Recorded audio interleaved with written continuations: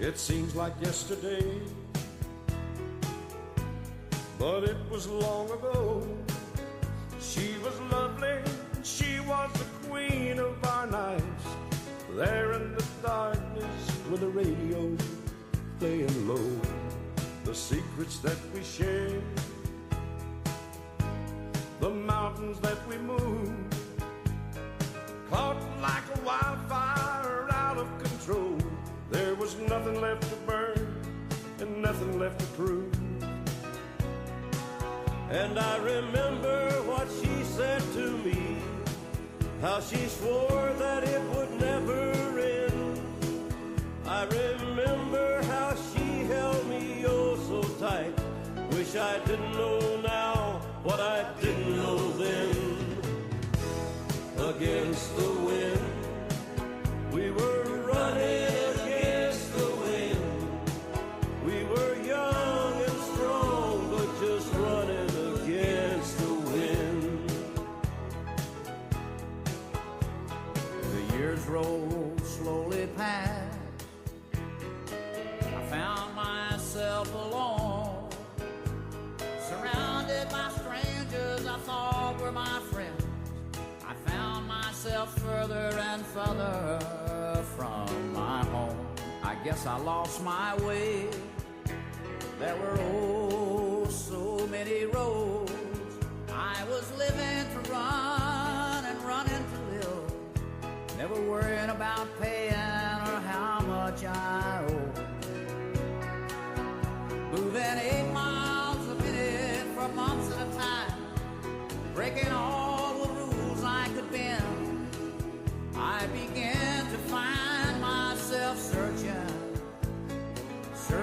for shelter again and again. Against the wind, we were running against the wind. I found myself seeking shelter against the wind.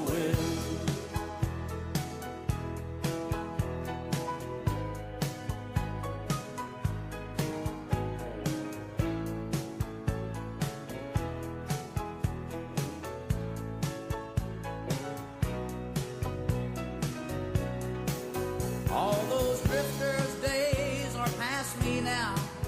I've got so much more to think about. Deadlines and commitments, what to leave in, what to leave out. Against the wind, we were running against the wind. We found ourselves seeking shelter against the wind.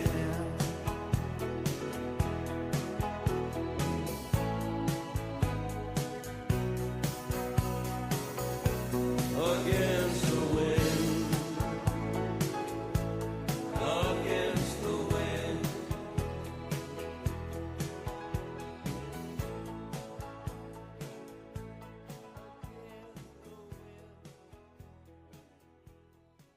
The following live presentation of The Breakfast Soup is broadcast on your FM radio at 98.3 KXVMO Radio Kirksville, Missouri, and on Channel 1 at www.joehaftermedia.com.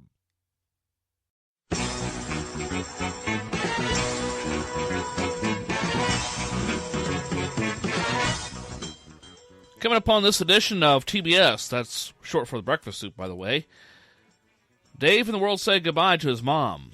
Rock fans say goodbye to John Geils. And Sean Spencer, well, he puts his foot in his mouth once again. Details on these stories, plus a whole lot more, await you on this edition of TBS. Kind of factor tip of the day, often around this time of year, I grab some vacation because it's spring and Easter time. Last fall, I booked a trip that should be terrific. Not going to tell you where it is, but we have a contest on BillO'Reilly.com. Guess where Bill's going? I'll have a full report when I return. Now, here's a fact tip of the day. If you could possibly take 2 good trips a year, it'll refresh your life. We all need R&R. Put it to good use. Plan it. Don't run into horror on the road. All of us deserve a break, so make sure you take yours. Must be drunk.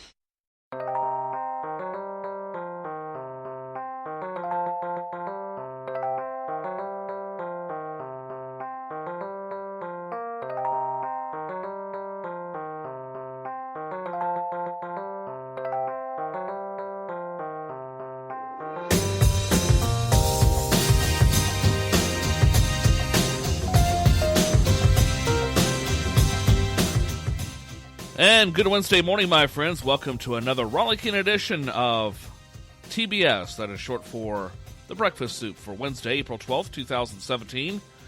I'm your host, Joe Hafner, with you for the next couple of hours. We're going to talk about anything and everything under the sun, and maybe even beyond the sun. Who knows what may come up. Thanks for tagging along, and before we get very far into the program, take care of some legalities, such as the web address, which is www.joehaftermedia.com. That's www.joehaftermedia.com. Also, if you have something to say about this program, feel free to drop me an email anytime you like at joehaftermedia@gmail.com. That's joehaftermedia@gmail.com. And also feel free to follow me on Facebook, Twitter, Instagram, and a whole lot more. Again, the links can be found on the opening page at joehaftermedia.com.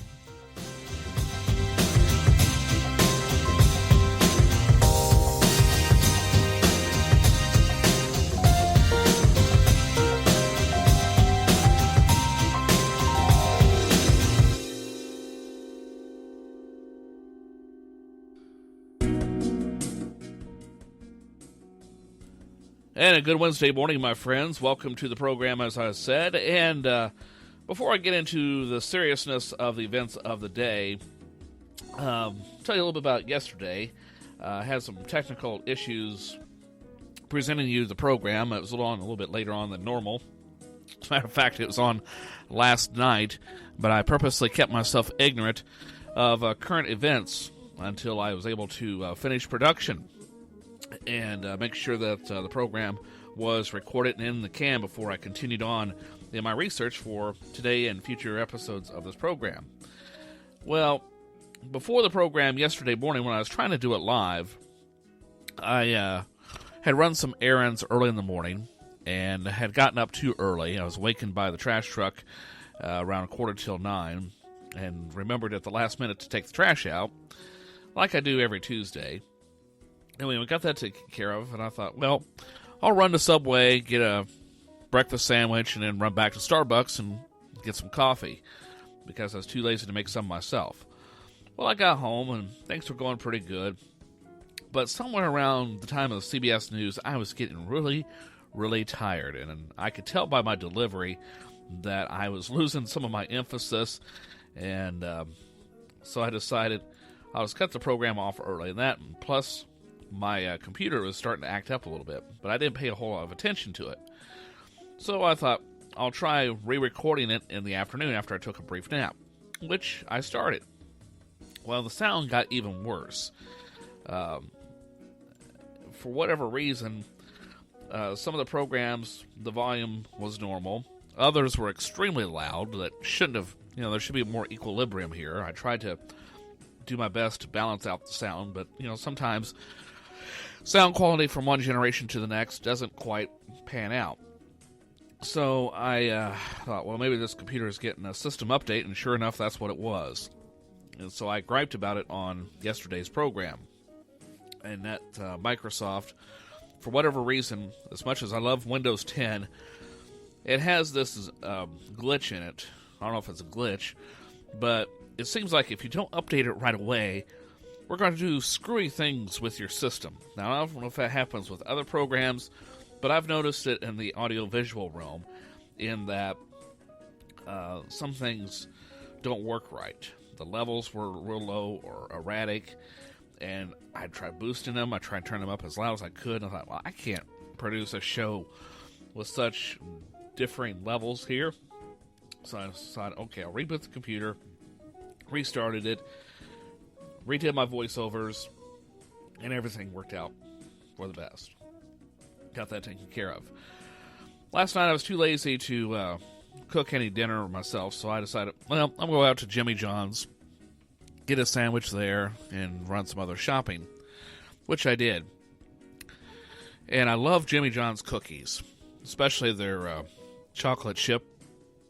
Oh my God, these things. I don't know what is in the recipe. It's like, it tastes like extra butter or something to do with the butter, I think, because it's so much more pronounced. The cookies are always moist and chewy. And I guess I must have devoured that thing faster than I realized, because around midnight last night I thought, I'm going to go eat that cookie now.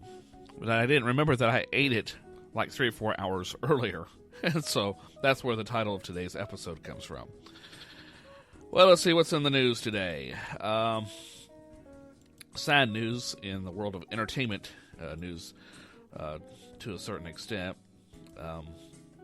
Dave Letterman's mom, Dorothy Mingering, died yesterday at the age of 95. That's according to a representative for the Letterman family, and confirmed the information to CBS News. Mingering was known to make frequent appearances on CBS's The Late Show with David Letterman throughout its run, appearing as Dave's mom or Dave's mom, Dorothy. She appeared on Thanksgiving in a segment called Guess Mom's Pies, and made Mother's Day visits as well. I remember her first appearance on the show, which was during the 1994 Winter Olympics, where she talked to Nancy Kerrigan and Hillary Clinton. She appeared as a correspondent for the Nagano, Japan, and Salt Lake City Winter Games, as well as recorded segments from London. Mingering published a cookbook, Home Cooking with Dave's Mom, in 1996. Her death comes only a day before David Letterman's 70th birthday. That's according to CBS affiliate WTTV Television. And I think one of the nicest condolences came from Dave's successor, Stephen Colbert, who tweeted, "I'm so sorry to hear of Dorothy Mingering's death, and so grateful that Dave shared her with us." And I agree with that. She sounded like a real sweet lady, and despite Dave's many neuroses and so forth over the years, raised a good son. Raised a really good son. I think he's really redeemed himself over the years. This is coming from a guy that 30 years ago, I could not stand David Letterman at all. And started watching him in reruns on A&E when I was in college. And soon started to develop a love for a sense of humor. And as a matter of fact, even some of my mannerisms, when I'm doing this show, I've adopted. And I even mimicked him for a while. So, there you go. Also, it was announced yesterday, I learned about this not long before I started producing today's program. Musician John Geils of the j-geilsband died at the age of 71. Police say the famed rock guitarist was found dead in his home in Groton, Massachusetts yesterday.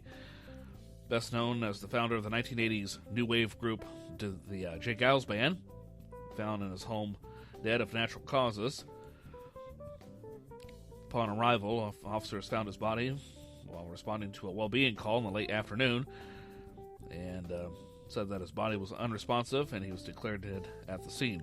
An investigation is underway, though no foul play is suspected. Of course, he had numerous influences growing up, listening to artists like Count Basie, Louis Armstrong, Duke Ellington. He studied Miles Davis tunes on trumpet and drums and played trumpet at Northeastern University.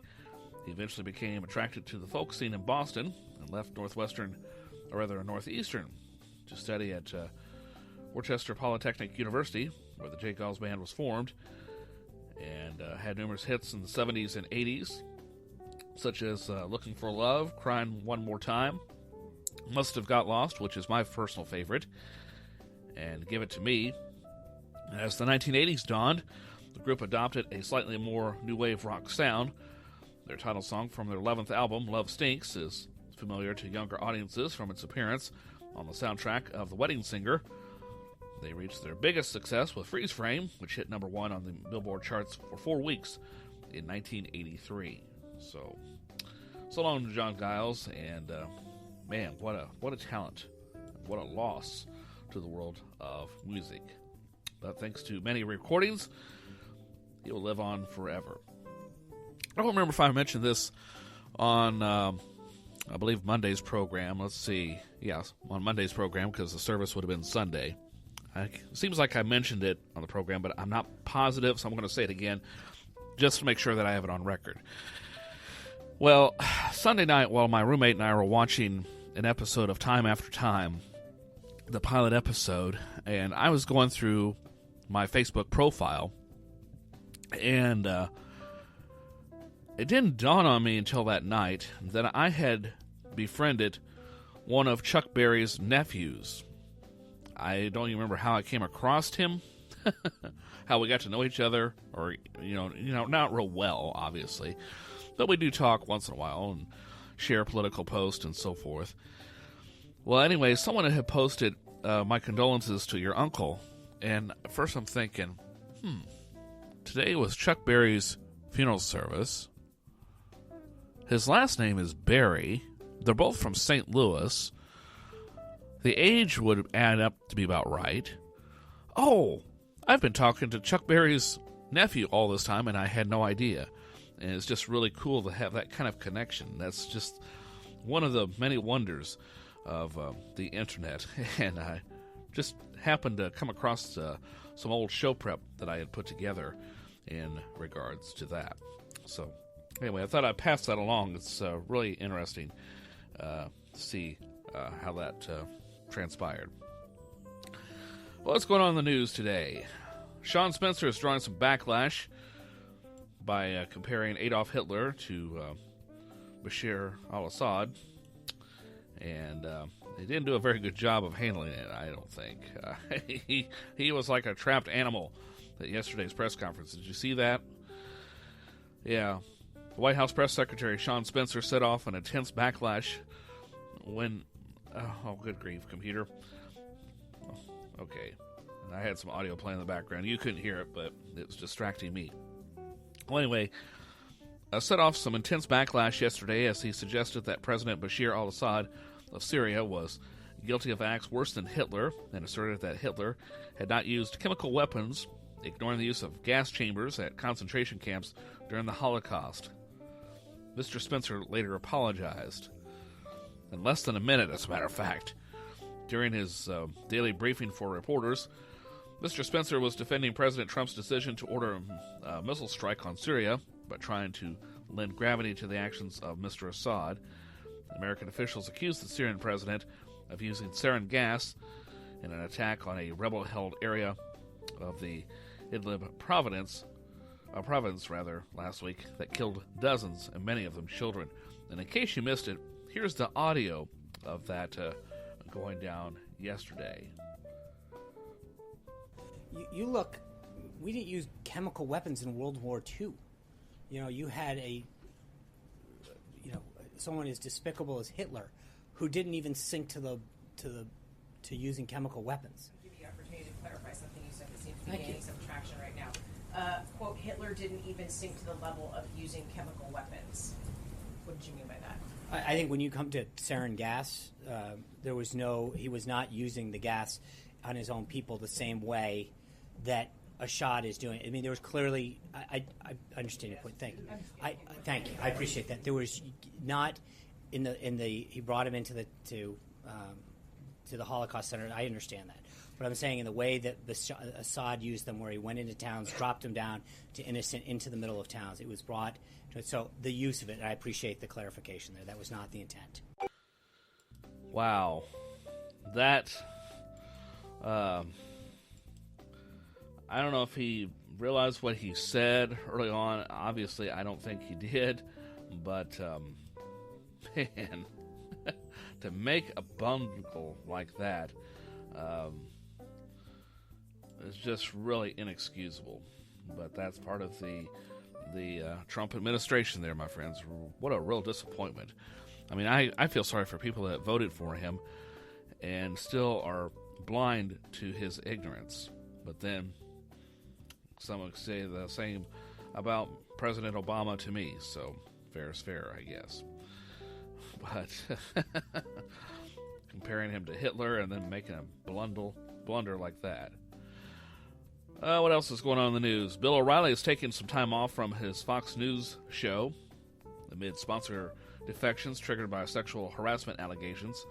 I think the last count was 60 advertisers have pulled the plug on his show, if I've done the math correctly. Well, Mr. O'Reilly made the announced the break at the end of yesterday's program.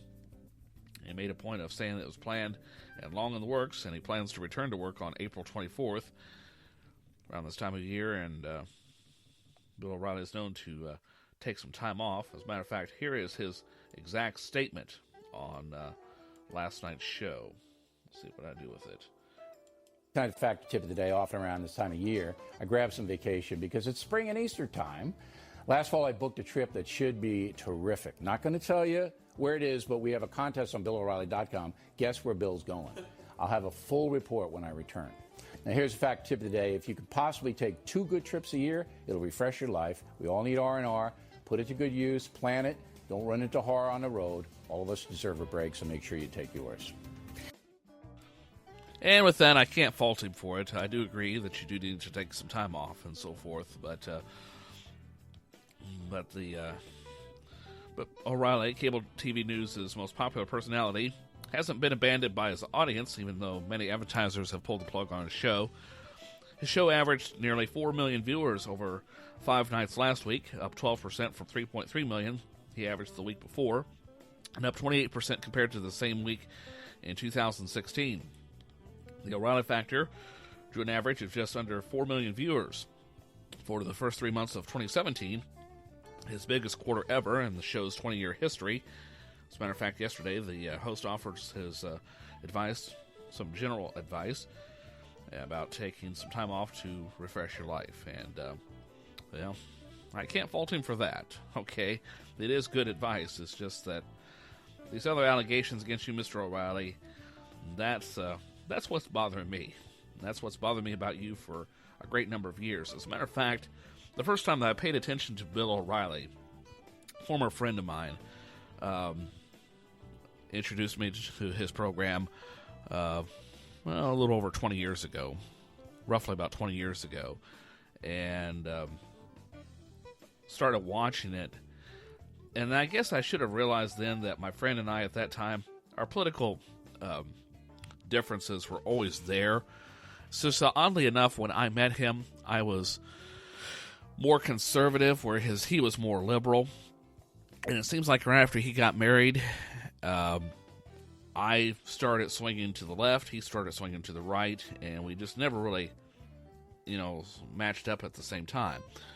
Now, we never really made politics a big issue until 4 years ago when he took, how do I say it? He didn't like my stance on the Affordable Care Act.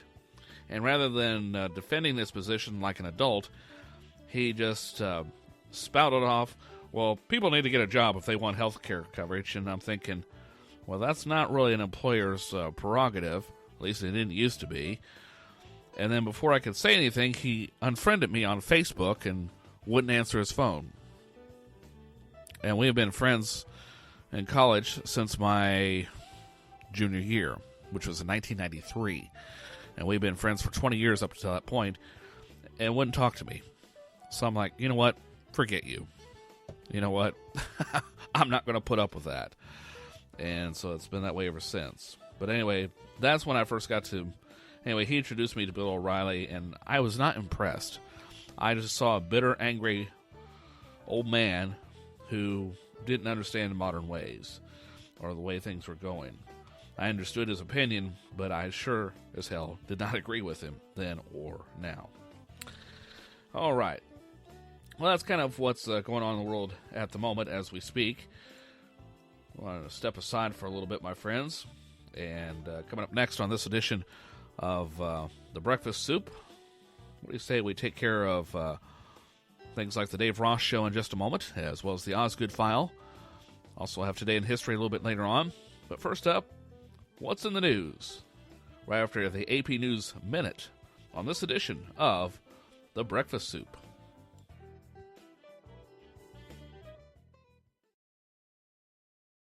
The Osgood File. This is Charles Osgood. Road rage incidents have been on the increase in recent years, and a new analysis of that issue by the gun control advocacy website The Trace shows at least 620 road rage incidents last year involved guns. That's more than double the number just 2 years before. You may recall a year ago, former NFL player Will Smith was gunned down during a road rage incident in New Orleans. Here is our CBS News colleague, Jerika Duncan. Smith is just one example of the more than 1,300 gun-related road rage incidents that happened nationwide between January 2014 and December 2016. Of those incidents, Florida had 146, the highest number in the country. Florida also has the largest number of concealed carry permit holders. James Burnett is editorial director of The Trace. Is there a connection between concealed carry permits and the amount of road rage shooting incidents? The data that we do have suggests that that might be happening. No way, says Florida State Senator and gun proponent Dennis Baxley. This is a cultural problem we have, and it's accelerated by the use of drugs in our culture. Is it accelerated by guns when more people have access to a deadly weapon? A gun is an inanimate object. It accelerates nothing. It's only a weapon when somebody decides to use it as a weapon. Temperature and frustration may have something to do with it. Alaska, North Dakota, and D.C. had just 2 gun-related road rage shooting incidents from 2014 to 2016. Florida motorists are much hotter, especially under the collar. Here in Florida, drivers can only go 10 miles per hour under the speed limit while in the fast lane. The Osgood File. This is Charles Osgood on the CBS Radio Network. This is AP News Minute. Secretary of State Rex Tillerson met with Russian Foreign Minister Sergei Lavrov in Moscow on Wednesday. The meeting comes amid sharp accusations surrounding the chemical weapons attack in Syria last week. Fans of a German football club gathered outside the team's training ground to show support after last night's attack on the team bus. German police say they are investigating after 3 explosions went off near the team bus ahead of a quarterfinal match, injuring one of the team's players. South African opposition groups marked the 75th birthday of President Jacob Zuma with a protest against him, pushing for his resignation amid scandals. Protesters gathered at a central square in Pretoria and marched to government offices. And a wearable robotic leg brace that can help partially paralyzed people walk was unveiled in Tokyo on Wednesday. The robot is made up of a motorized mechanical frame that fits the person's leg, helping them walk on a special treadmill to support their weight. Emily Roseman, Associated Press with AP News Minute. AP Showbiz Minute. David Letterman's mother, Dorothy Mengering, has died, aged 95. She became an unlikely celebrity in her 70s, baking mystery pies and covering the Olympics for her son's show on CBS. She was also a correspondent for the show at the 1994 Winter Olympics in Norway, a role she reprised for the next 2 Winter Games. Bill O'Reilly is going on vacation, saying everyone needs a little R&R. O'Reilly's announcement on his Fox News show came as 21st Century Fox investigate a sexual harassment claim against him. O'Reilly said he usually takes a break at this time and that his plans were made last year. A Mississippi police department denies that officers took a rapper's jewellery. Boosie Badass, formerly known as Lil Boosie, says that Biloxi police seized a bag of jewellery on Sunday when they arrested 5 members of his entourage for assault. 5 people are charged with assaulting a store security guard and a police officer, although police say Boosie didn't participate in the assault. This is Matt Kemp with AP Showbiz Minute. Hey friends, do you have something on your mind that you'd like to say to me? Feel free to drop me an email at joehaftermedia@gmail.com. Go buy Ivanka's stuff is what I would tell you. I hate shopping. I'm going to go get some on myself today. This is it's a wonderful line. I own some of it. I'm going to give a free commercial here. Go buy it today, everybody. You can find it online. You know why? Because you can.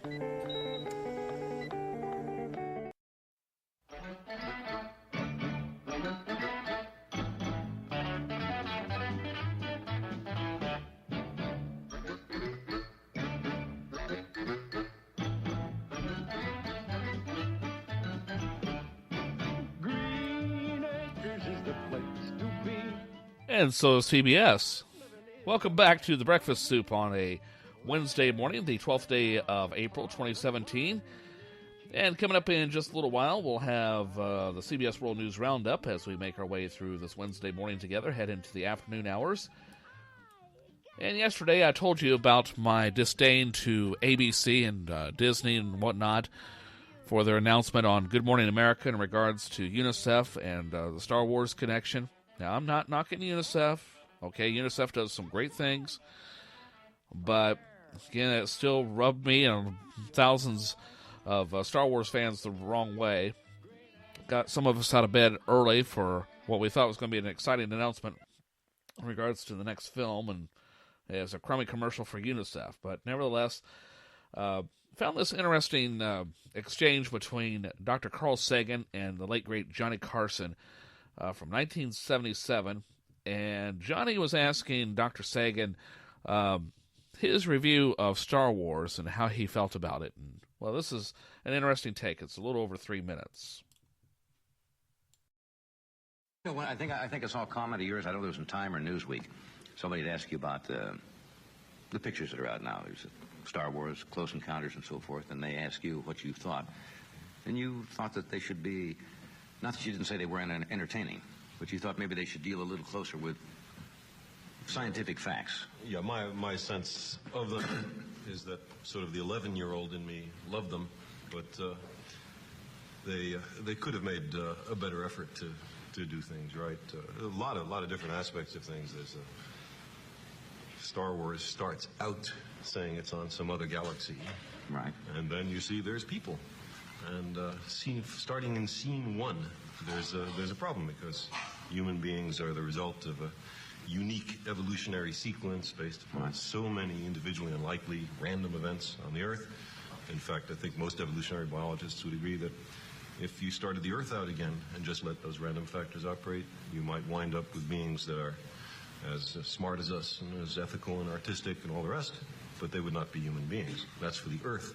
So in another planet, different environment, very unlikely to have human beings. Are you saying on another galaxy, it's not possible that there could be... It's extremely unlikely that there would be creatures as similar to us as the dominant ones in Star Wars. And there's a whole bunch of other things. They're all white. The skin of all the humans in Star Wars, oddly enough, is sort of like this. Right. And not even the other colors represented on the Earth are present, much less greens and blues and purples and oranges. They did have a scene in Star Wars with a lot of strange characters. Yeah, but none of them seem to be in charge of the galaxy.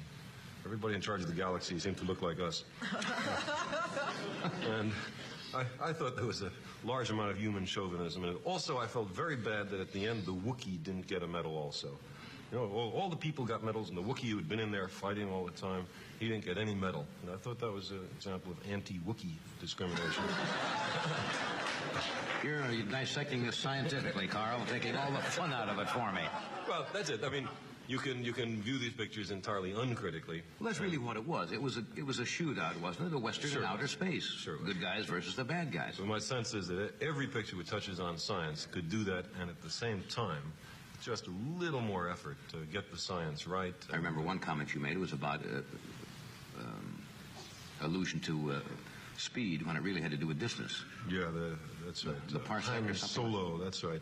Talked about getting to a certain place in only so many parsecs of time, or speed. When it's a unit of distance, it's like saying that from here to San Diego is 30 miles an hour.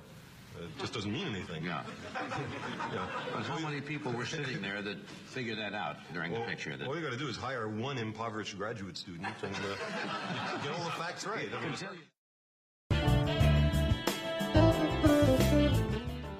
You're listening to The Breakfast Soup on this Wednesday, the 12th day of April, 2017.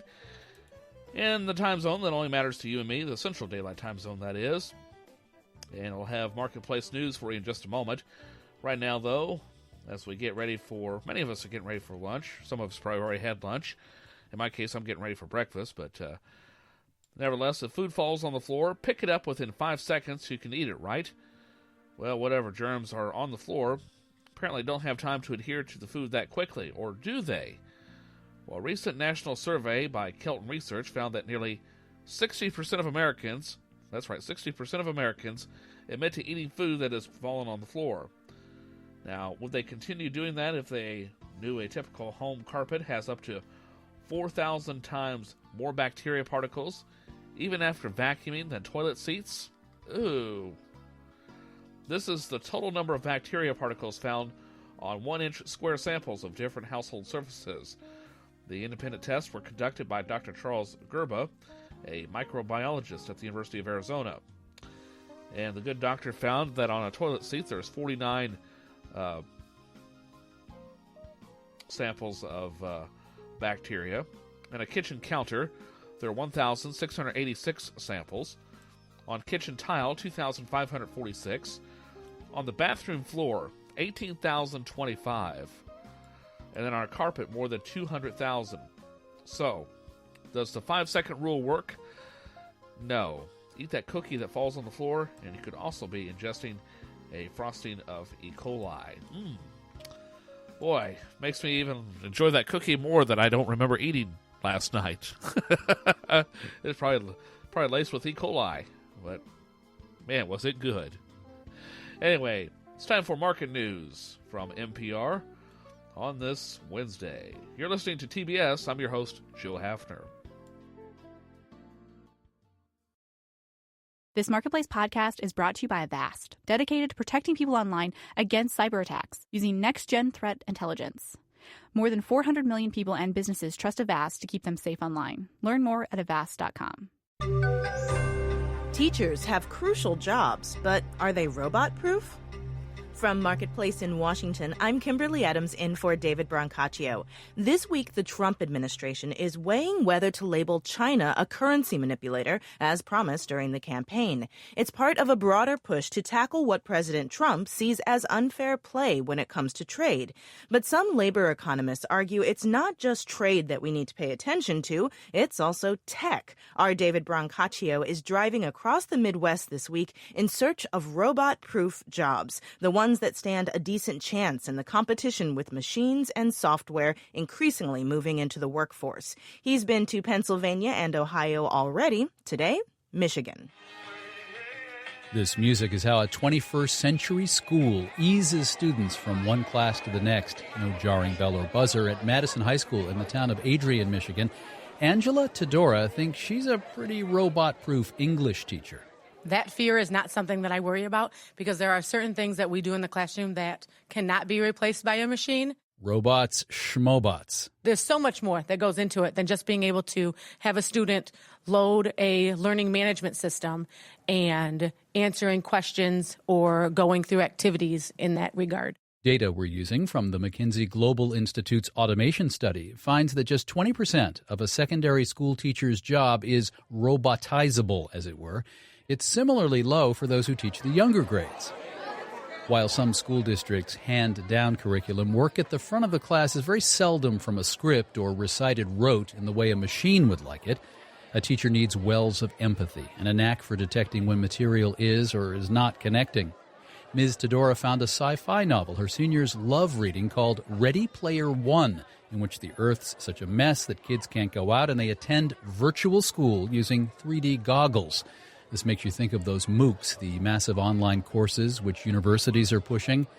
That could work for some super motivated students in high school. But the thing is, day to day as a teacher, you need to be physically present to see if everything's okay. Absolutely. By having those role models in their lives, that's extremely important as well. Not soon, but deep into the future, who knows? As immersive learning technology evolves, one expert spoke of teachers becoming more like exam proctors or hall monitors. We just had some professional development here at school that talked about the jobs that kids at our elementary school level right now, the jobs that we're preparing them for, haven't even been created yet. And really, that's a hurdle that we need to figure out how to get over, because how do you prepare them for the unknown? And it's that problem-solving skills. It's them being able to solve whatever's put in front of them. The jobs we're preparing them for haven't even been created yet, she just said. Think of that.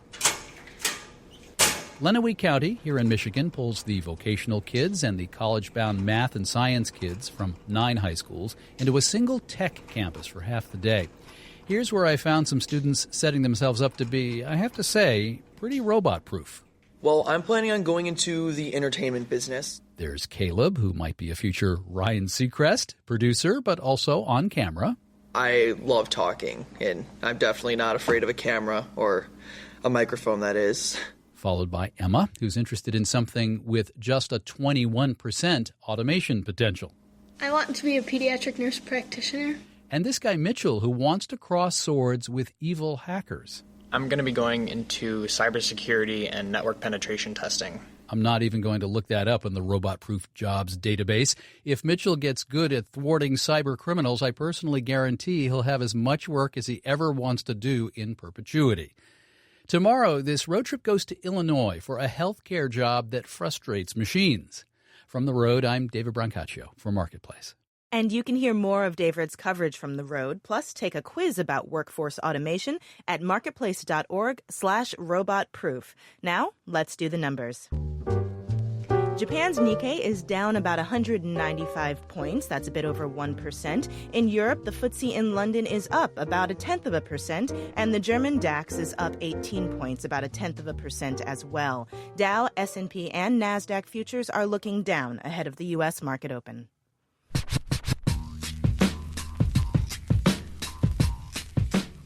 President Trump is officially ending the freeze on federal hiring with a caveat. In a memo set to be released this morning, the Trump administration will instruct federal agencies to develop plans that minimize employment with, quote, surgical cuts to staff. Marketplace's Andy Euler is following the story. And Andy, what is this memo requesting?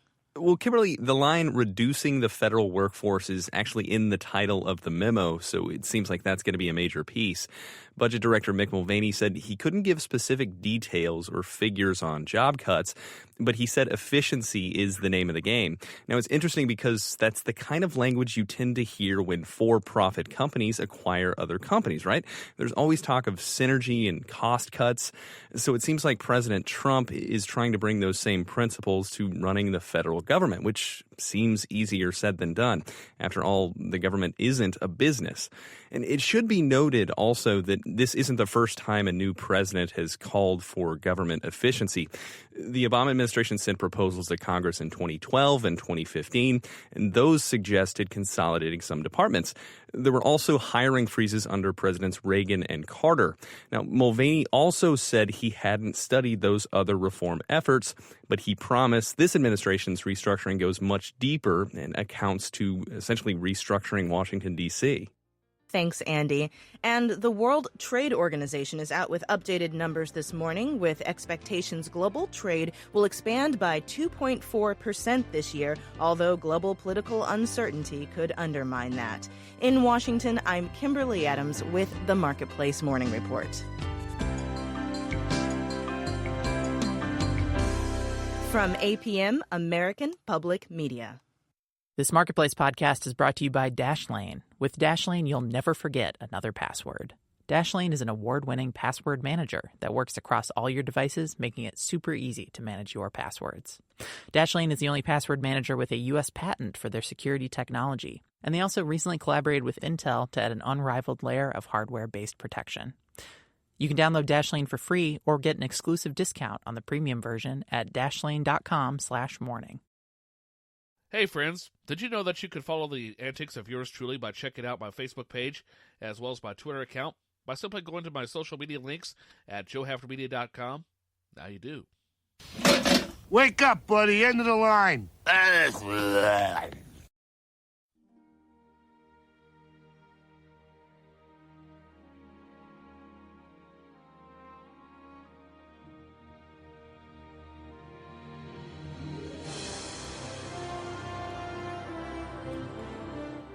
Welcome back to the Breakfast Soup for Wednesday, April 12th, 2017. Coming up in just a moment, I'll have the CBS World News Roundup for you as we make our way through this day together. And right now, though, there could soon be a new world record for the most retweets ever. And it's not courtesy of President Donald Trump, oddly enough.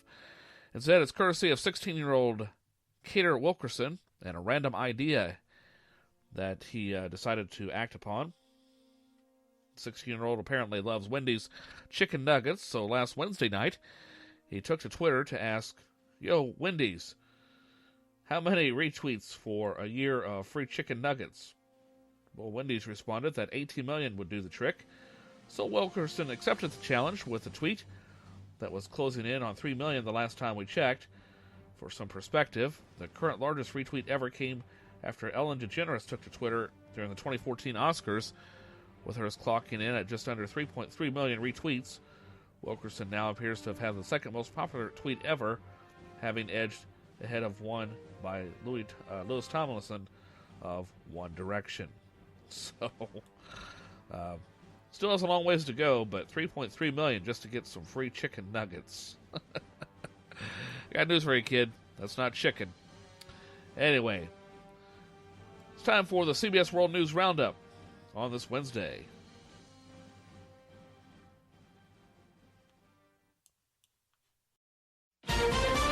U.S. pressure on Syria's leader. This is an animal. White House spokesman under fire. It was a mistake. I shouldn't have done it. United Airlines apology. If you mess up, you fess up, and you clean up.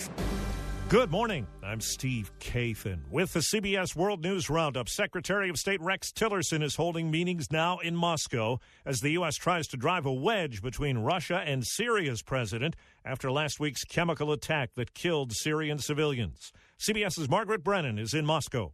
An intense day of diplomacy began with a handshake. To further clarify areas of sharp difference. And a message from Secretary Tillerson to his Russian counterpart, Sergei Lavrov. Better relations with the U.S. require Russia to stop propping up Syrian dictator Bashar al-Assad. Frankly, Putin is backing a person that's truly an evil person. In an interview with Fox Business, President Trump argued that Assad is a war criminal. When you drop gas or bombs or barrel bombs, they have these massive barrels with dynamite, and they drop them right in the middle of a group of people. And in all fairness, you see the same kids, no arms, no legs, no face. This is an animal. Mr. Trump said the limited airstrike he ordered on a Syrian airfield will not be followed with an increase in U.S. ground forces. Nearly 1,000 U.S. troops are already on the ground battling ISIS. This morning, Russian President Vladimir Putin stood by claims that Assad's government was framed for the chemical attack, offering two theories: that Syrian munitions struck a depot of chemicals controlled by rebels, or that it was all made up to pressure Assad. Well, the calls for the ouster of White House spokesman Sean Spicer are still loud after what he said yesterday as he attempted an analogy on Syria's President Assad. Someone as despicable as Hitler, who didn't even sink to using chemical weapons. Reporters pointed out Hitler gassed millions of Jews and others. Later, Spicer apologized on CNN. I'm not in any way standing by them. I was trying to draw a comparison for which there shouldn't have been one. It was insensitive and inappropriate. White House correspondent Stephen Portnoy. The Anne Frank Center called Spicer's remark the most evil slur upon a group of people we have ever heard from a White House press secretary. On Twitter, Barbara Streisand asked if 6 million Jews don't count. And top House Democrat Nancy Pelosi said it's time for Spicer to go, that either he is speaking for the president or the president should have known better than to hire him. New information today about Carter Page, an advisor to the Trump campaign. CBS's Nancy Cordes says he was under electronic surveillance last year because of his ties to Russia after officials got a secret court order known as a FISA request. Unnamed officials have told the Washington Post that this warrant was renewed more than once by the FISA court. Now, Page himself has denied any wrongdoing. He's told CBS News, quote, "It will be interesting to see what comes out when the unjustified basis for those FISA requests are more fully disclosed." Well, China's president spoke by phone with President Trump last night, indicating he wants to work with Washington on North Korea.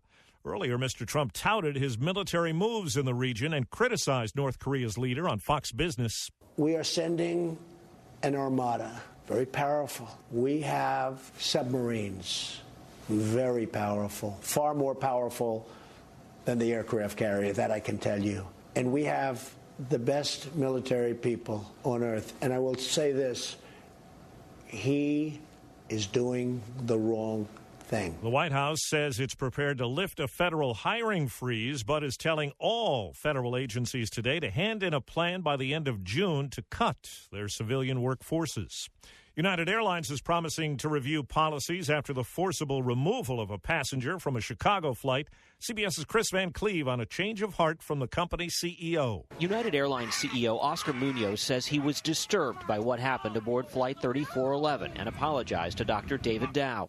No one should ever be mistreated in this way, he said in a message to employees. Angry customers responded by cutting up their United credit cards and promising to boycott the airline. What do we do?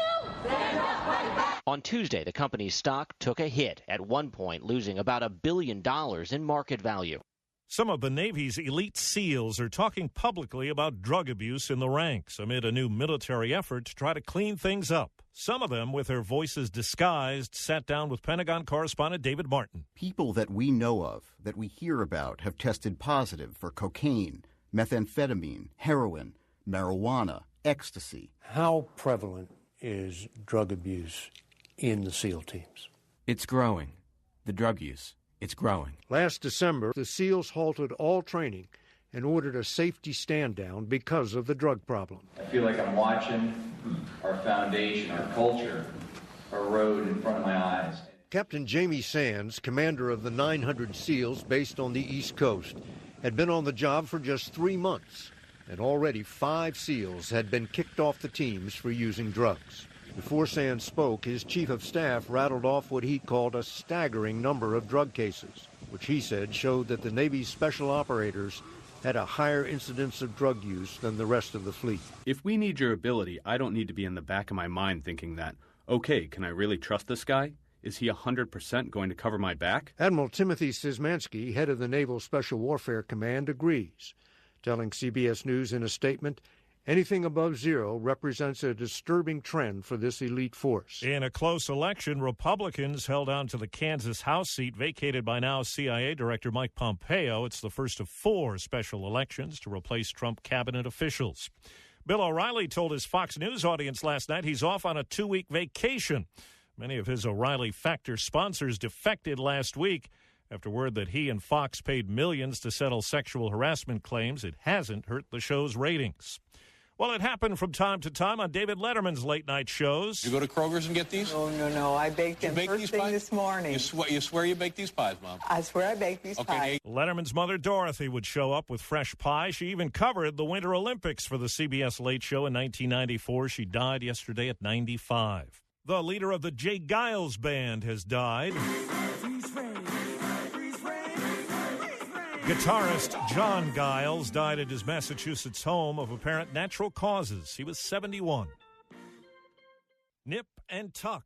Don't mind if I do, seems to be the feeling of a growing number of people. The American Society of Plastic Surgeons, Dr. Alan Matarazzo, says more people are getting a little work done these days. We are spending $16 billion annually on cosmetic surgery and minimally invasive procedures. The most popular procedures? Breast augmentation is probably the number one cosmetic surgical procedure. Botulinum toxin is the number one non-surgical procedure. Bill Rakoff, CBS News. First Lady Melania Trump has accepted an apology and damages from the Daily Mail newspaper. The amount of the payment hasn't been revealed. The paper published rumors and photos from her time as a model and later issued a retraction. The article ran last August, right during the presidential campaign. And that's the World News Roundup for Wednesday. I'm Steve Kathan, CBS News. Remember, to get the latest details about what's coming up on The Breakfast Soup, simply direct your web browser to www.joehaftermedia.com. Shut up, you freak! Heil, honey. Heil, honey. Heil, honey. Heil, honey. Heil, honey. Hello. I'm home. Heil, honey. Heil, honey. Smile, honey. Because I'm home. Gee, it's great to be Top Gun, but it's nothing like the fun that I get when I say Heil, honey, I am home. Heil, honey. Heil, honey. Smile, honey. Gee, it's great to be back. Heil, honey, I'm home. That's Sean Spencer's favorite TV show. Sadly, it only never got past the pilot episode. Heil, honey, I'm home. It's an actual show made in Britain in 1990. It's on YouTube. Check it out. It's probably the most disturbing excuse I've ever seen for a sitcom, and I've seen quite a few bad excuses for sitcoms. Coming up in a little bit, we'll have Today in History for you, the Writer's Almanac with Garrison Keillor, the composer's date book, before all is said and done. Right now, though, let's get ready for Marketplace Tech News in just a moment. But first, it's time for an old song of the day, and I decided to dust this one off. Haven't played it for quite a while.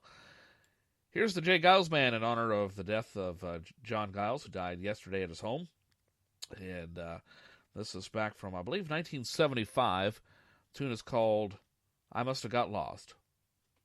I'll play it for you now on this edition of TBS.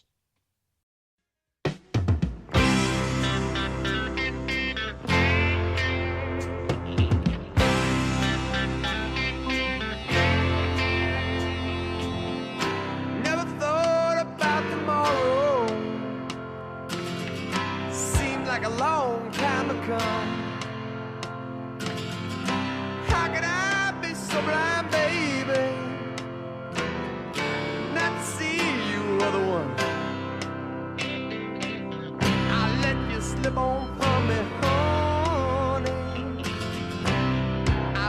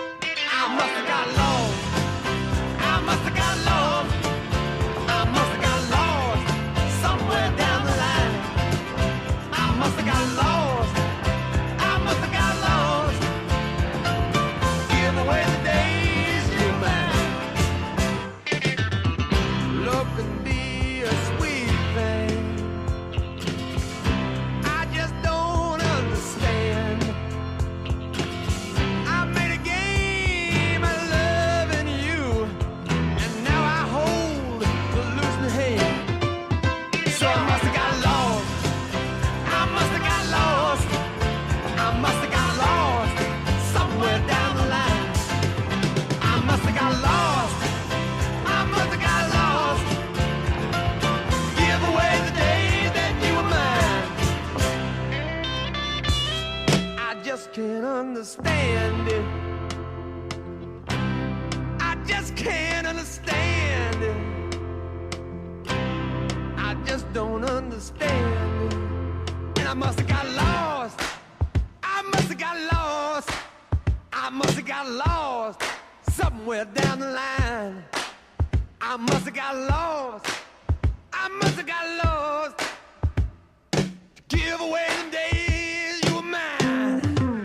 I must have got lost. I must have got lost. I must have got lost somewhere down the line. I must have got lost. I must have got lost. Give away the days you were mine. Oh, yeah.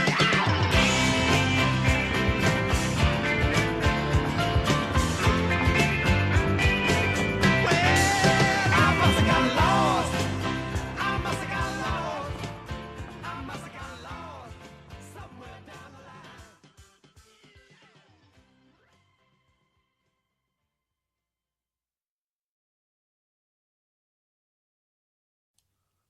Must have got lost. The j-geilsband on this edition of TBS, short for The Breakfast Soup. What do you say we take care of today in history? We'll have the AP version for you in just a moment, but right now it's time for a humorous take on significant events on this date in history. And starting off the program for today on the 12th day of April, 2017. Let me turn the music up just a little smidge right there. A little bit more. Right there, looks good. On this date in 1606, England adopted as its flag the original version of the Union Jack. To make sure that it was authentic, an authentic English flag, you were supposed to look for the Union Jack label. In 1862, I didn't say these were going to be funny, I just said they're going to be humorous. In 1862, Union volunteers stole a Confederate train near Marietta, Georgia, but were later caught. Well, duh. Like it would be hard to follow the tracks. I mean, come on. There's a 50-50 chance you're going to run into it. On this date in 1877, a catcher's mask was used for the very first time by Tom Flatnose McCutcheon. In 1894, a 3-day snowstorm dumped 30 inches of snow on Pennsylvania and New York. You know, I'm just curious how they got a 3-day snowstorm in only one day. Talk about efficient snowfall. On this date in 1892, a patent was issued for the very first portable typewriter. However, the 2-mile extension cord seemed problematic. On this date in 1921, Iowa became the first state to impose a cigarette tax. Those who felt their tax money just went up in smoke were right. And finally, on this date in 1985, scientists said they had measured the exact distance between the Earth and the Sun to within a couple of inches. And we needed to have that exact measurement because you're off by a couple inches there before, Fred. You gotta get it right, man. Gotta get it right. Anyway, that's a humorous take on events in history for the 12th day of April 2017.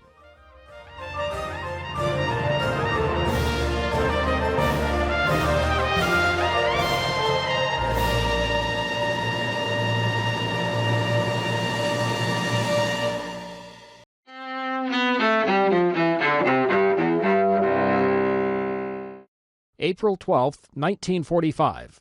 President Franklin Roosevelt dies of a cerebral hemorrhage in Warm Springs, Georgia, at age 63. Let me assert my firm belief that the only thing we have to fear is fear itself.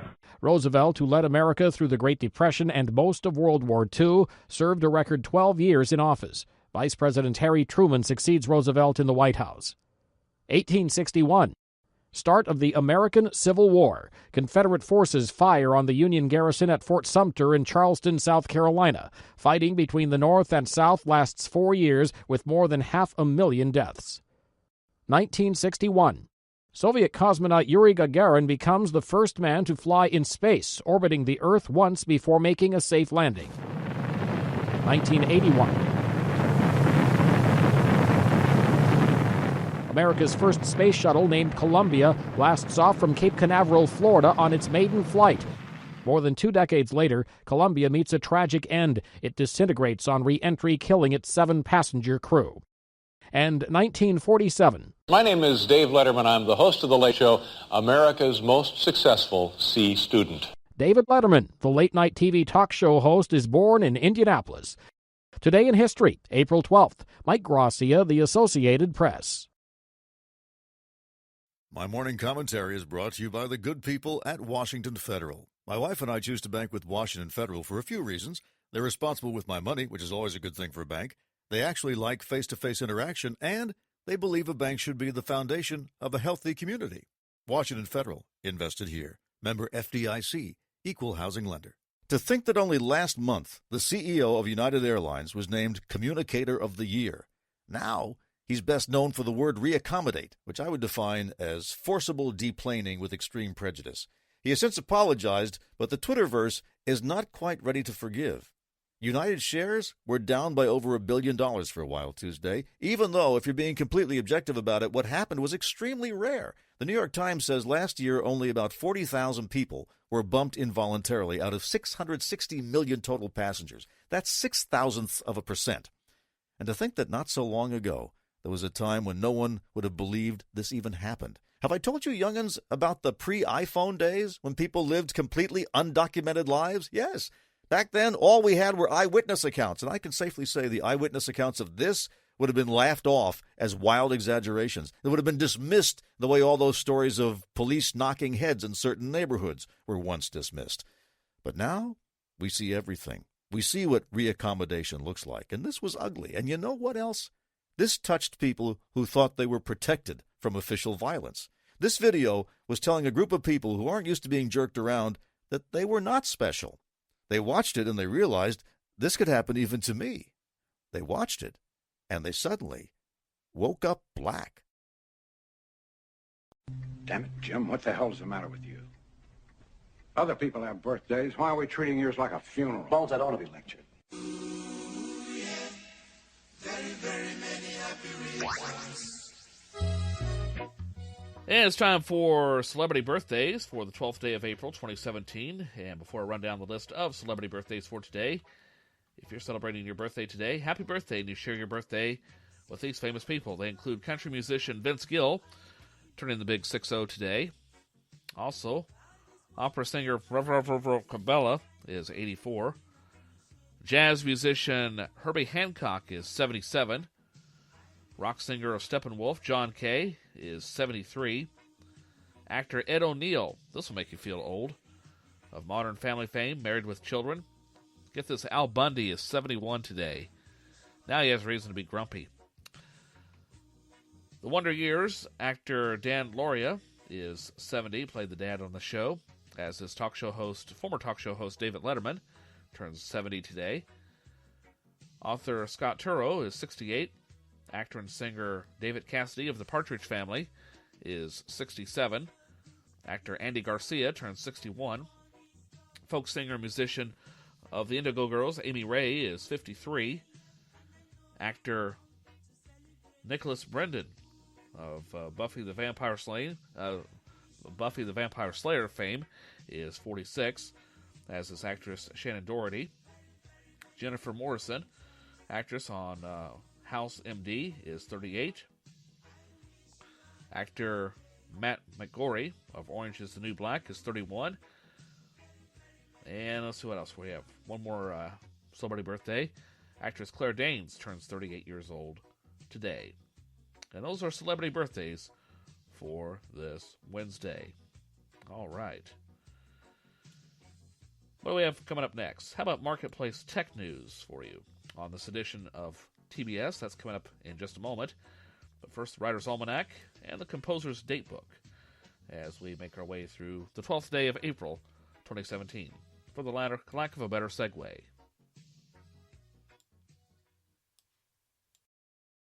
The Writer's Almanac is supported by the Poetry Foundation, publisher of Poetry Magazine, a monthly devoted to discovering and publishing new voices in poetry.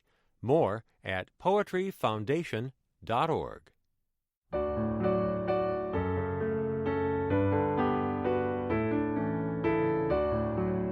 And here is the Writer's Almanac for Wednesday. It's the 12th of April, 2017.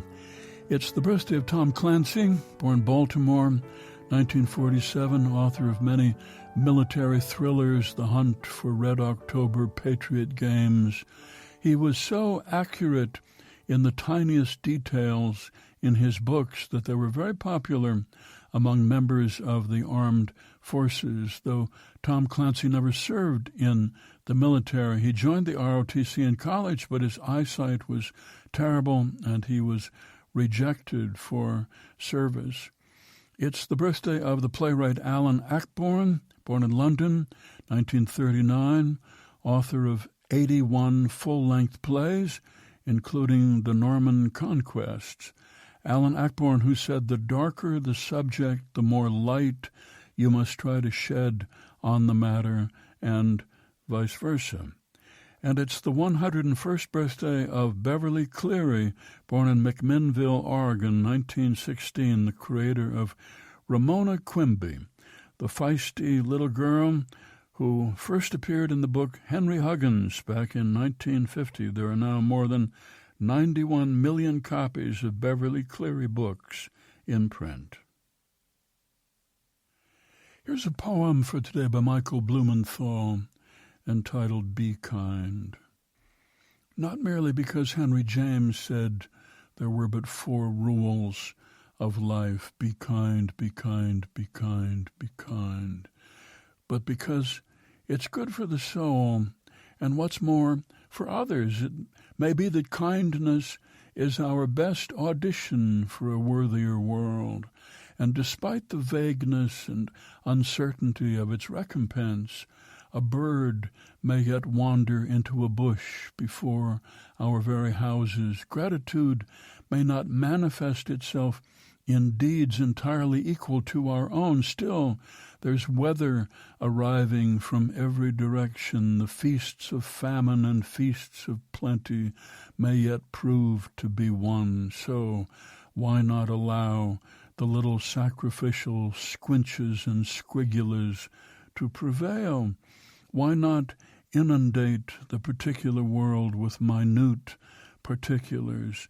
Dust's certainly all our fate, so why not make it the happiest possible dust, a detritus of blessedness? Surely the hedgehog, furling and unfurling into its spiked little ball, knows something that with gentle touch and unthreatening tone can inure to our benefit. Surely the wicked witches of our childhood have died, and from where they are buried, a great kindness has eclipsed their misdeeds. Yes, of course, in the end, so much comes down to privilege and its various penumbras, but too much of our unruly animus has already been wasted on reprisals. Too much of the unblessed air is filled with smoke from undignified fires.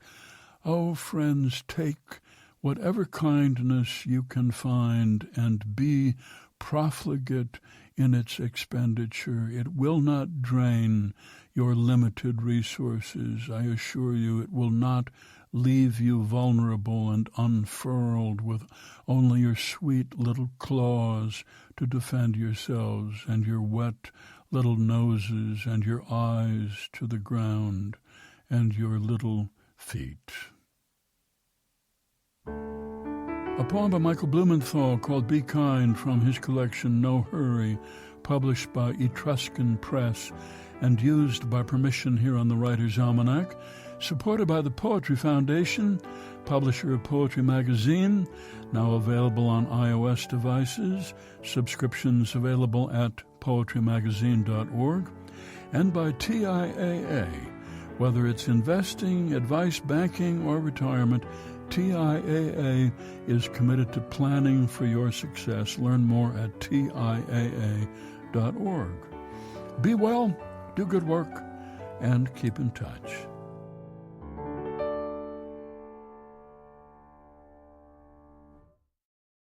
This is the Composer's Datebook for April 12th. I'm John Zach. Today, in 1892, the Adamovsky Quartet gave a concert in Boston that included two movements from a string quartet by a 32-year-old composer named Charles Martin Loeffler.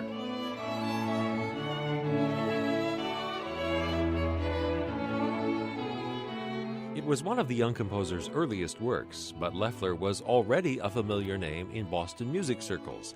For the past 10 years, he had been the associate concertmaster of the Boston Symphony. And just the previous year, that orchestra had premiered his first orchestral work called Evenings in the Ukraine. Loeffler told people he was born in the Alsace region of France in 1861, which would account for his French manners and the French titles he gave some of his pieces. But in fact, Loeffler was born in Berlin, and he never forgave the Prussians for the political persecution and imprisonment of his father, so he left Berlin for Paris as soon as he could.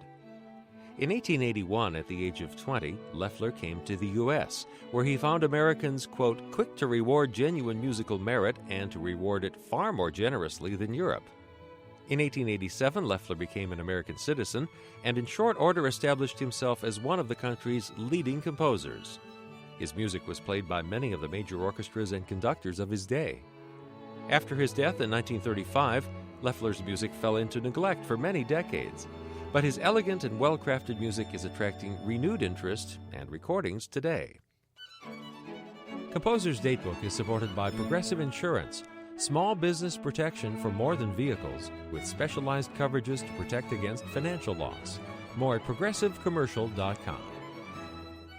Composer's Datebook is produced by APM, American Public Media, in conjunction with the American Composers Forum, reminding you that all music was once new. America's new and favorite morning show is The Breakfast Soup, available exclusively at joeheftermedia.com. It's a lesson I had to learn.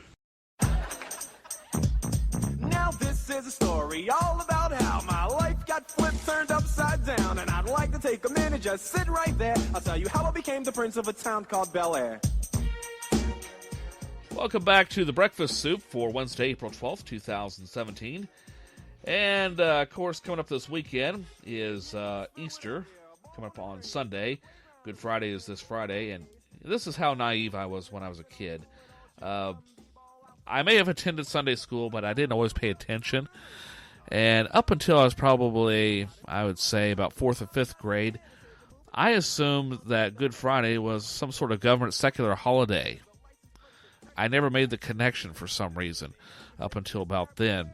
That I thought Good Friday meant, it's a Good Friday because we're going to get out of school early, or possibly not even have class on that Friday.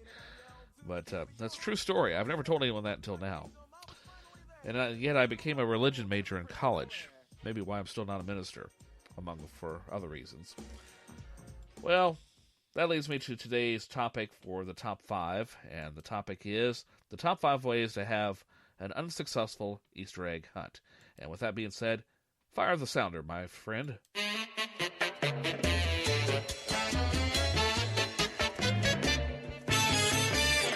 Again, the top 5 ways to have an unsuccessful Easter egg hunt. Number 5, hide those eggs in the Himalayas. Number 4, schedule the event for December. Number 3, hide the eggs in the ocean. Number 2, use salmon eggs instead. Ew. And the number 1 way to have an unsuccessful Easter egg hunt, let's try burying the eggs this year. Anyway, there's today's top 5 list. It's time for Marketplace Tech News. This Marketplace podcast is brought to you by Saturn Systems, a domestic alternative to offshore and metro outsourcing, partnering with customers to deliver custom software and quality assurance services for over 25 years. More at SaturnSys.com. This Marketplace podcast is brought to you by Dell's U.S.-based small business advisors. They can help you upgrade to powerful new Dell PCs with Intel Core processors. Powerful PCs are just the beginning of a great partnership. Call 877-BUY-DELL now to contact a Dell small business advisor today. That's 877-BUY-DELL. From APM, I'm Ben Johnson, and this is Marketplace Tech. There's a new FCC chairman in town, Ajit Pai, and this week his FCC is striking down a proposal from 2013. The proposal was to get rid of the rule about not using cell phones in flight. Pai says that Americans will, quote, value the moment of quiet at 30,000 feet. You know who might also value it? The competition. Here to talk more is Brian Fung, technology reporter at The Washington Post. Brian, thanks for talking with us again. Thanks again for having me. Why do you think this hit such a nerve with both airline employees and, according to the new FCC commissioner, travelers? It's pretty apparent that people care a lot about noise in the cabin, and unlike Amtrak, where you can kind of escape to a quiet car, you really can't escape on an airplane. So, it makes sense why a lot of consumers would have been upset or irate about this proposal, but also at the same time, preventing people from making voice calls on planes also incidentally prevents them from using mobile data on planes. And while it's currently pretty hard to get a cellular signal up at 30,000 feet, technology is coming that would allow consumers to do that kind of thing so that they wouldn't have to rely on, expensive or slow in-flight Wi-Fi services. And herein lies the rub. This move is anti-competitive, isn't it?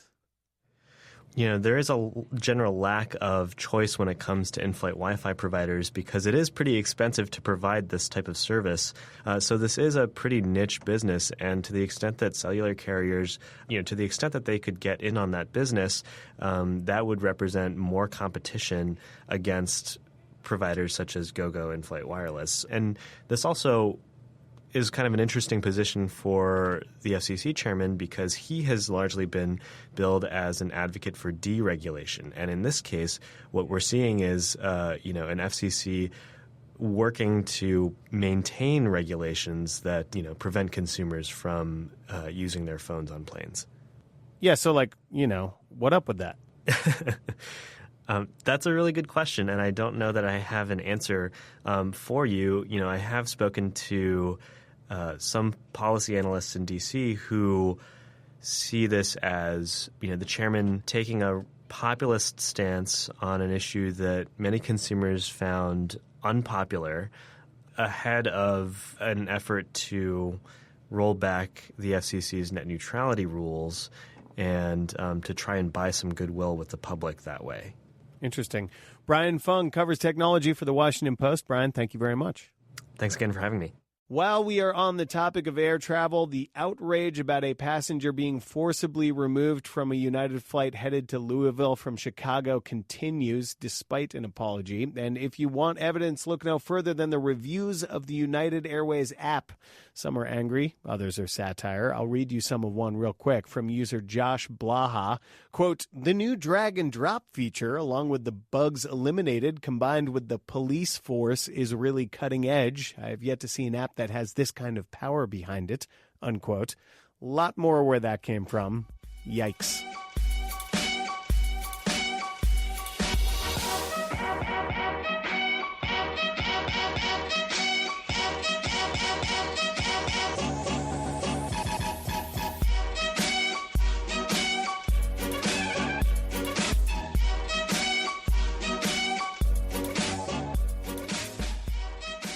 Cyberpunk 2077 is a new video game from Polish video game company Project Red. And as companies often do, the company is trying to trademark the name. Result?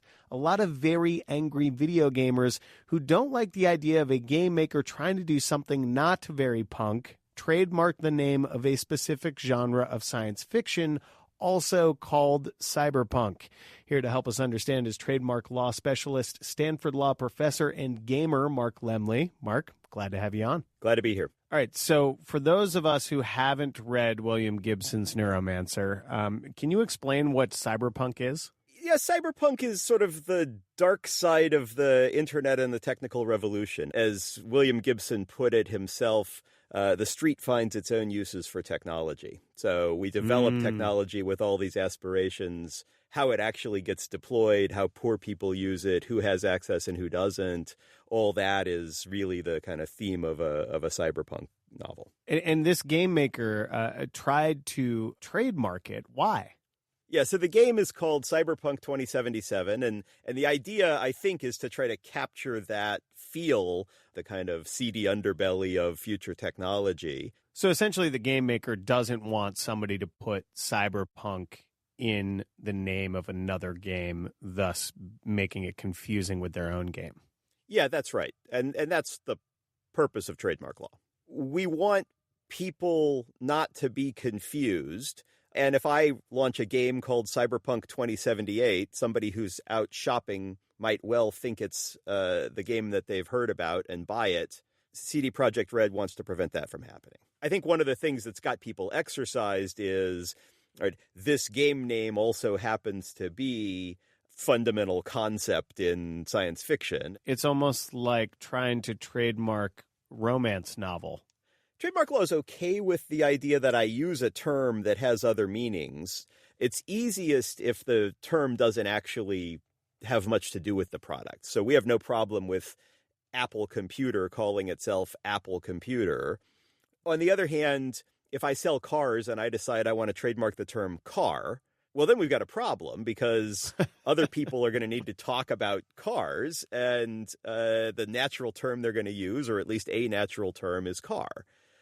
This one seems somewhere in between to me. It's not unrelated to the genre of the game, but I'm not sure it's a generic term that, nobody can really sort of use or talk about this type of science fiction without using the term.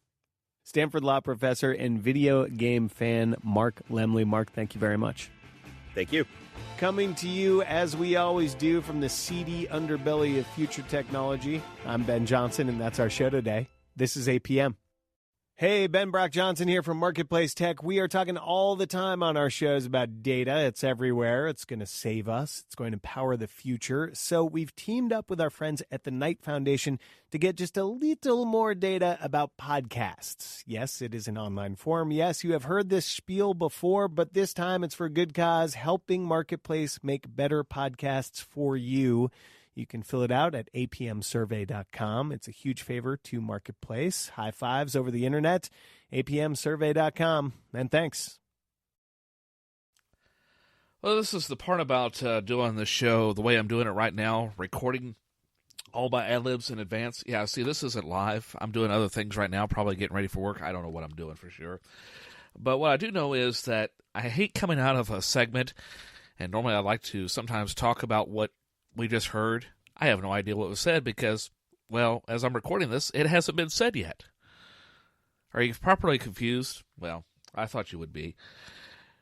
It's time for new music, the new music segment of TBS, short for The Breakfast Soup. And this song was released just a few weeks ago by Ed Sheeran. The tune is called Erasure on TBS.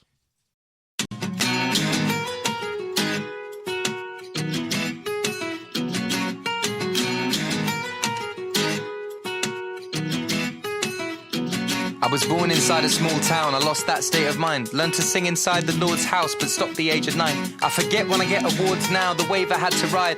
The paving stones I played upon that kept me on the grind. So blame it on the pain that blessed me with a life. Friends and family filled with envy when they should be filled with pride. And when the world's against me is when I really come alive. And every day that Satan tempts me, I try to take it in my stride. You know that I've got whiskey with white lies and smoke in my lungs. I think life has got to the point I know without it's no fun. I need to get in the right mind and clear myself up. Instead I look in the mirror questioning what I become. Guess it's a stereotypical day for someone like me, without a 9-to-5 job or a uni degree, to be caught up in the trappings of the industry. Show me the locked doors, I'll find another use for the key, and you'll see. I'm well aware of certain things that can destroy a man like me, but with that said, give me one more.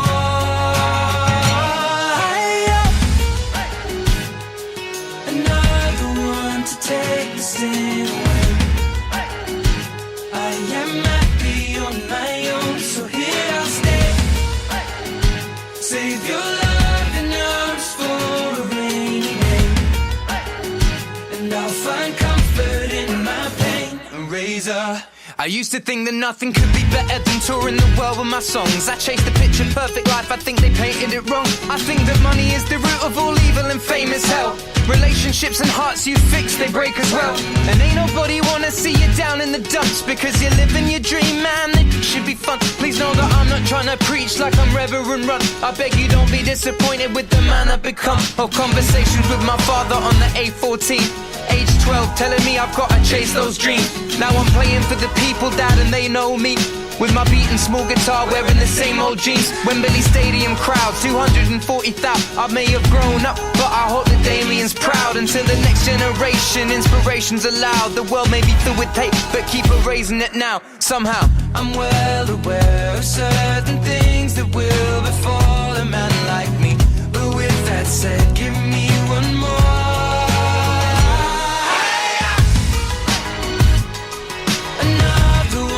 Take the sting away.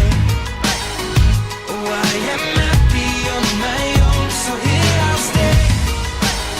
We'll save your loving arms for a rainy day, and I'll find comfort in my pain. A razor, and I'll find comfort in my pain. A razor, and I'll find comfort in my pain. A razor. Welcome to the new show. I guess you know I've been away, but where I'm headed, who knows? But my heart will stay the same. Welcome to the new show. Cause you know I've been away, but where I'm headed, who knows? My pain eraser, and I'll find comfort in my pain eraser, and I'll find comfort in my pain eraser, and I'll find comfort in my pain eraser, and I'll find comfort in my pain eraser. The music of Ed Sheeran, and what was the title of it? Man, my mind just went totally blank. Ed Sheeran, I know it's Erasure. That's appropriate, isn't it? Oh, I got so excited about my next joke that I forgot that one. Anyway, Willie Nelson says he's going to write his memoirs, at least the parts of his life that he remembers. You know, it should be an interesting pamphlet. Boy, bad joke. Well, friends, that means it's time for me to wrap up this edition of TBS, short for The Breakfast Soup, for Wednesday, April 12th, 2017. Ooh, don't want to go back 10 years ago. Please, God, no. Not 10 years ago this week. Talk about it some other time, perhaps. Be sure to check out my website, www.joehaftermedia.com. That's joehaftermedia.com, where you can find links to Twitter, Facebook, Instagram, and a whole lot more, where you can stalk me. Again, that's joehaftermedia.com. Also, feel free to drop me an email at joehaftermedia@gmail.com. My time is up. Thank you for yours.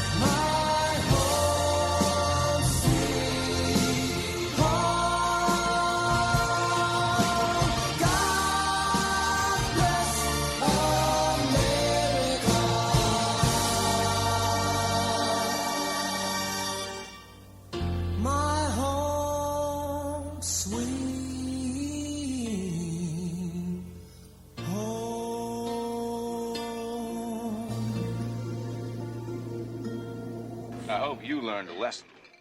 Oh, boy, you better believe it. Must be drunk.